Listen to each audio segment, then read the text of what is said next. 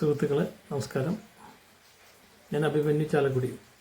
Winners online academy എന്ന ചാനലിലൂടെ തേനെക്കുറിച്ചുള്ള അറിവുകളുമായിട്ട് ഞാൻ നിങ്ങളുടെ മുന്നിലേക്ക് എത്തുകയാണ്.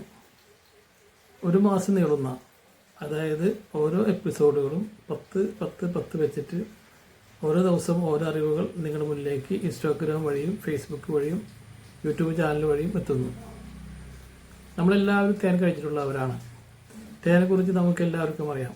എന്നാൽ നമ്മുടെ അറിവുകൾ ശരിയോ തെറ്റോ എന്നുള്ള ആ തിരിച്ചറിവ് നമുക്ക് ലഭിക്കുന്നതിന് വേണ്ടി ഞാൻ ഓരോ ദിവസം ഇടുന്ന അറിവുകളും നിങ്ങൾ വായിക്കുക.